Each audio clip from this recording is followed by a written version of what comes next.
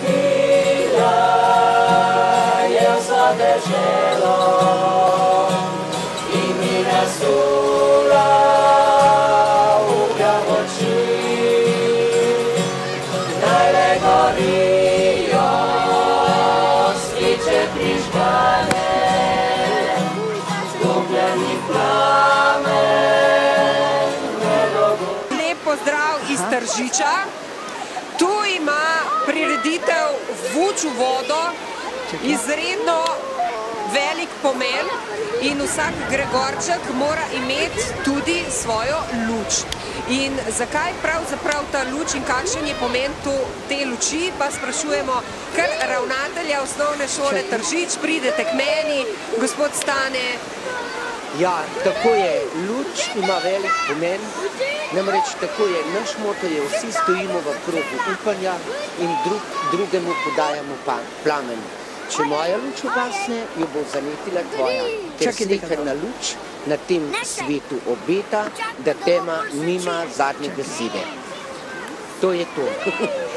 Kratko, a zelo jasno sporočilo, kaj ne?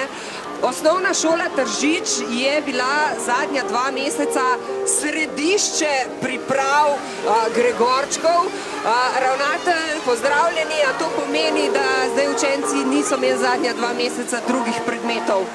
Točno, dober dan vsem, res niso imeli nobenega predmeta, samo izdelovali smo te prelepe hišice. Zdaj pa jasno, zakaj so tako radi sodelovali, ne?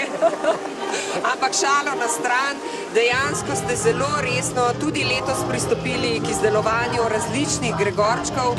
Gospa Judita pozna pa zgodovinski pravzaprav pomen, se obrnete tako naprej, prosim, gospa Judita, zgodovinski pomen pravzaprav te prireditve Vuč v vodo.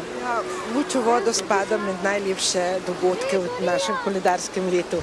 Je pa tako, pisatelj in župnik dr. Viktor Kragelj je v svoji knjigi Zgodovinski drobci župnije Tržič iz leta 1936 napisal, da je to večstoletni običaj, da pa že v tistem času ni bilo znano, kdaj se je ta običaj pravzaprav začel. Tako da teh podatkov nimamo, smo pa veseli, da ga ohranjamo.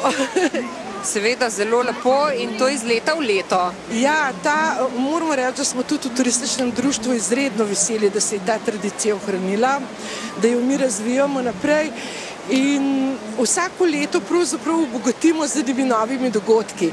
Tako da tudi letos se bomo vsi skupaj spet zbrali tukajle, na tem mestu, obudili ta stari običaj in še enkrat vrgli vuč v vodo. Tako je, pregnali tisto umetno luč in pričakali dan in naravno svetlobo, naravno luč.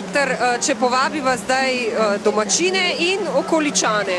Na praznovanje Gregorjevega. Seveda, to je danes, vedno na predvečer Gregorjevega. Ja, gospod župan, kje pa imate Gregorčka? Ja, najprej dober dan na izvorni in izvirni tržiški prireditvi. Kje so Gregorčki? Veliko jih je že tu, po zaslugi muzeja, osnovne šole, ampak tiste najboljše, najlepše, največje pa hranimo za zvečer, ko pada mrak. Takrat seveda bomo simbolno odgnali in pregnali temo.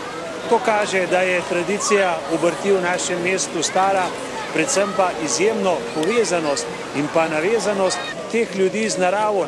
Kaj gre pri Gregorčkih? Tudi za naravne pojave in zato smo neskončno veseli in ponosni, da to, kot sem že rekel, tržiško prireditev prevzema Gorenjska, Slovenija pa še kdo.